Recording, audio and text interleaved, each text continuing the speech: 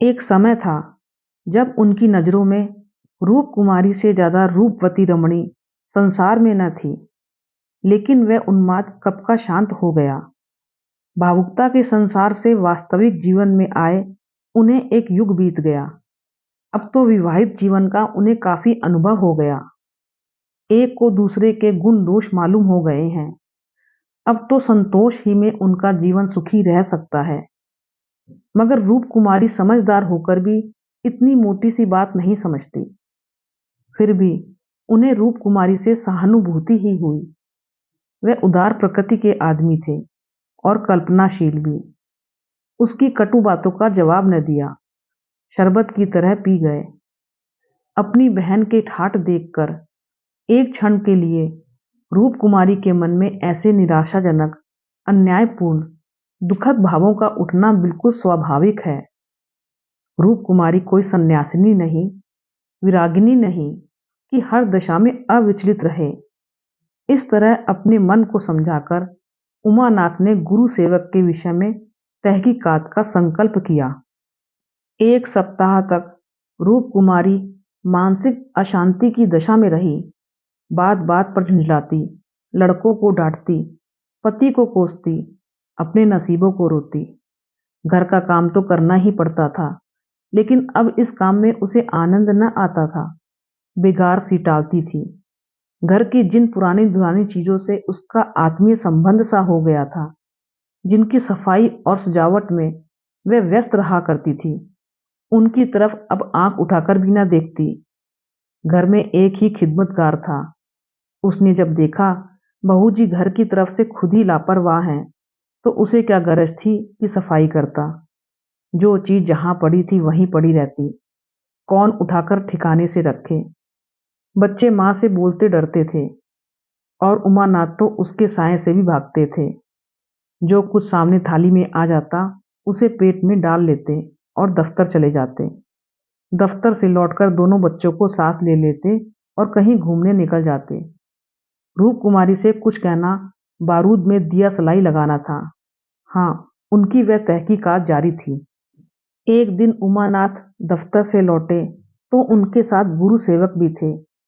रूप कुमारी ने आज कई दिनों के बाद परिस्थिति से सहयोग कर लिया था और इस वक्त झाड़न लिए कुर्सियां और तिपाइयां साफ कर रही थी कि गुरु सेवक ने अंदर पहुंचकर सलाम किया। रूप कुमारी दिल में कट गई। उमानाथ पर ऐसा क्रोध आया कि उनका मुंह नोच ले। इन्हें लाकर यहाँ क्यों खड़ा कर दिया। न कहना न सुनना, बस बुला लाए। उसे इस दशा में देखकर गुरु सेवक दिल में क्या कहता होगा। मगर इन्हें अक्ल आई ही कब थी। वह अपना पर्दा ढांकती फिरती है और आप उसे खोलते फिरते हैं।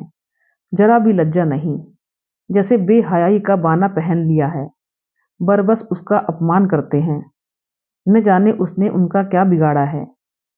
आशीर्वाद देकर कुशल समाचार पूछा और कुर्सी रख दी। गुरु सेवक ने बैठते हुए कहा, आज भाई साहब ने मेरी दावत की है। मैं उनकी दावत पर तो न आता, लेकिन जब उन्होंने कहा तुम्हारी भाभी का कड़ा तकाजा है, तब मुझे समय निकालना पड़ा। रूप कुमारी ने बात बनाई, घर का कलह छिपाना पड़ा। तुमसे उस दिन कुछ बातचीत न हो पाई, जी लगा हुआ था। गुरु सेवक ने कमरे के चारों तरफ नजर दौड़ाकर कहा, इस पिंजरे में तो आप लोगों को बड़ी तकलीफ होती होगी। रूप कुमारी को ज्ञात हुआ यह युवक कितना सुरुचिहीन, कितना अरसिक है। दूसरों के मनोभावों का आदर करना जैसे जानता ही नहीं। इसे इतनी सी बात भी नहीं मालूम कि दुनिया में सभी भाग्यशाली नहीं होते। लाखों में एक ही कहीं ऐसा भाग्यवान निकलता है, और उसे भाग्यवान ही क्यों कहा जाए। जहां बहुतों को दाना न मयस्सर हो, वहां थोड़े से आदमियों के भोग विलास में कौन सा सौभाग्य।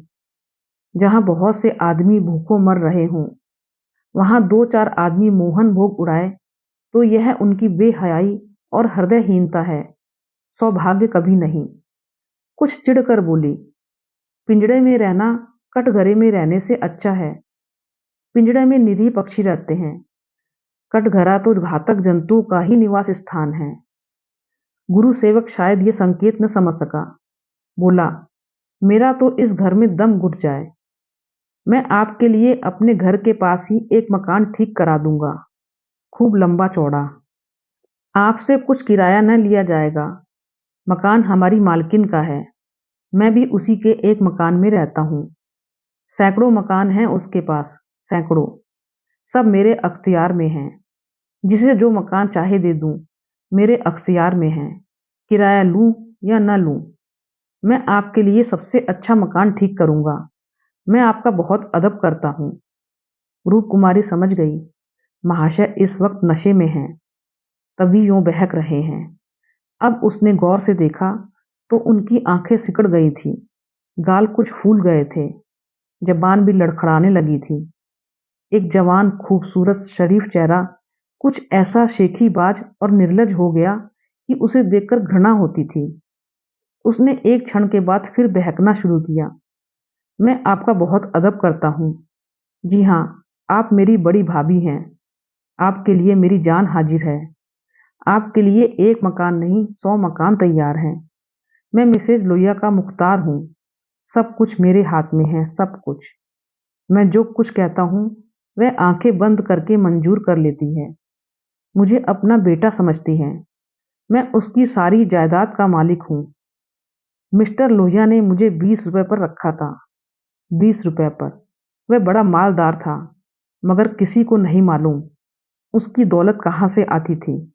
मेरे सिवा कोई नहीं जानता। वह खुफिया फरोश था, किसी से कहना नहीं। वह चोरी से कोकीन बेचता था। लाखों की आमदनी थी उसकी। अब वही व्यापार मैं करता हूँ। हर शहर में हमारे खुफिया एजेंट हैं। मिस्टर लोहिया ने मुझे इस फन में उस्ताद बना दिया। जी हाँ, मजाल नहीं कि कोई मुझे गिरफ्तार कर ले। बड़े बड़े अफसरों से मेरा याराना है। उनके मुंह में नोटों के पुलिंदे ठूंस ठूंस कर उनकी आवाज बंद कर देता हूँ। कोई चू नहीं कर सकता। दिन दहाड़े बेचता हूँ, हिसाब में लिखता हूँ। 1000 रिश्वत दी, देता हूँ 500। बेदरेग रुपए आते हैं। बढ़िया खर्च करता हूँ। बुढ़िया को तो राम नाम से मतलब है। 70 चूहे खा के अब हज करने चली है। कोई मेरा हाथ पकड़ने वाला नहीं, कोई बोलने वाला नहीं। जेब से नोटों का एक बंडल निकालकर वह उसके चरणों में रख देता है। यह आपके चरणों की भेंट है। मुझे दुआ दीजिए कि इसी शान से जिंदगी कट जाए। जो आत्मा और सदाचार के उपासक हैं, उन्हें कुबेर लाते मारता है। लक्ष्मी उनको पकड़ती है जो उसके लिए अपना दीन और ईमान सब कुछ छोड़ने को तैयार है। मुझे बुरा न कहिए, मैं कौन मालदार हूँ। जितने धनी हैं वे सबके सब लुटेरे हैं, पक्के लुटेरे डाकू। कल मेरे पास रुपए हो जाएं और मैं एक धर्मशाला बनवा दूं, फिर देखिए मेरी कितनी वाह वाह होती है। कौन पूछता है मुझे दौलत कहाँ से मिली। जिस महात्मा को कहिए बुलाकर उससे अपनी प्रशंसा करवा लूं। मिस्टर लोहिया को महात्माओं ने धर्म भूषण की उपाधि दी थी, इन स्वार्थी पेट के बंदरों ने। उस बुढ़े को जिससे बड़ा कुकर्मी संसार में न होगा। यहाँ तो लूट है। एक वकील आधा घंटा बहस करके 500 मार लेता है। एक डॉक्टर जरा सा नश्तर लगाकर 1000 सीधा कर लेता है। अगर उनकी आमदनी जायज है तो मेरी आमदनी भी जायज है। जी हाँ, जायज है। मेरी निगाह में बड़े से बड़े मालदार की भी कोई इज्जत नहीं। मैं जानता हूँ वह कितना बड़ा हथकंडेबाज है। यहाँ जो आदमी आंखों में धूल झोंक सके वही सफल है। गरीब को लूटकर मालदार हो जाना समाज की पुरानी परिपाटी है। मैं भी वही करता हूँ जो दूसरे करते हैं। जीवन का उद्देश्य है ऐसा करना। खूब लूटूंगा, खूब ऐश करूंगा और बुढ़ापे में खूब खैरात करूंगा और एक दिन लीडर बन जाऊंगा। कहिए गिना दूं, यहाँ कितने लोग जुआ खेल खेल कर करोड़पति हो गए। कितने औरतों का बाजार लगाकर करोड़पति हो गए। सहसा उमानाथ ने आकर कहा, मिस्टर गुरु सेवक, क्या कर रहे हो? चलो चाय पी लो, ठंडी हो रही है।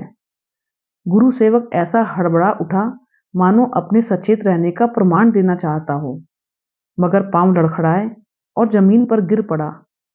फिर संभल कर उठा और झूमता झूमता ठोकरे खाता बाहर चला गया। रूप कुमारी ने आजादी की सांस ली। कमरे की हवा जैसे कुछ भारी हो गई थी।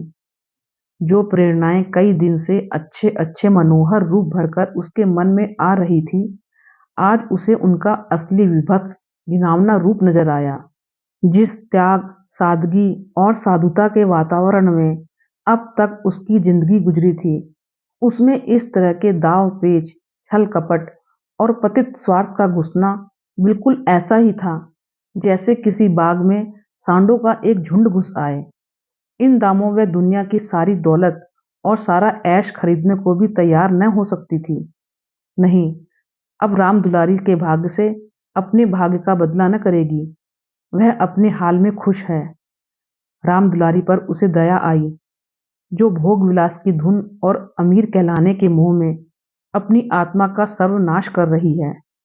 मगर वह बेचारी भी क्या करे, और गुरु सेवक का भी क्या दोष है। जिस समाज में दौलत पूजती है, जहां मनुष्य का मोल उसके बैंक अकाउंट और टीम टाम से आंका जाता है, जहां पग पग पर प्रलोभनों का जाल बिछा हुआ है और समाज की कुव्यवस्था आदमी में ईर्ष्या, द्वेष, अपहरण और नीचता के भावों को उकसाती और उभारती रहती है, गुरु सेवक और राम दुलारी उस जाल में फंस जाए, उस प्रवाह में बह जाए, तो कोई अचरज नहीं। उसी वक्त उमानाथ ने आकर कहा, गुरु सेवक यहाँ बैठा बैठा क्या बक रहा था। मैंने तो उसे विदा कर दिया। जी डरता था कहीं पुलिस उसके पीछे न लगी हो, नहीं तो मैं भी गेहूं के साथ घुन की तरह पिस जाऊं। रूप कुमारी ने क्षमा प्रार्थी नेत्रों से उन्हें देखकर जवाब दिया। वही अपनी खुफिया फरोशी की डींग मार रहा था। मुझे भी मिसेज लोहिया से मिलने को कह गया है। जी नहीं, आप अपनी क्लर्की कीजिए, इसी में हमारा कल्याण है। मगर क्लर्की में वह ऐश कहाँ। क्यों न साल भर की छुट्टी लेकर जरा उस दुनिया की भी सैर करूं। मुझे अब उस ऐश का मोह नहीं रहा। दिल से कहती हो, सच्चे दिल से। उमानाथ एक मिनट तक चुप रहने के बाद फिर बोले, मैं आकर तुमसे यह वृत्तांत कहता तो तुम्हें विश्वास आता या नहीं, सच कहना। कभी नहीं। मैं तो कल्पना ही नहीं कर सकती कि अपने स्वार्थ के लिए कोई आदमी दुनिया को विष खिला सकता है। मुझे सारा हाल पुलिस के सब इंस्पेक्टर से मालूम हो गया था। मैंने उसे खूब शराब पिला दी थी कि नशे में बहकेगा जरूर और सब कुछ खुद उगल देगा। ललचता तो तुम्हारा भी जी था। हाँ, ललचता तो था और अब भी ललच रहा है, मगर ऐश करने के लिए जिस हुनर की जरूरत है वह कहाँ से लाऊंगा।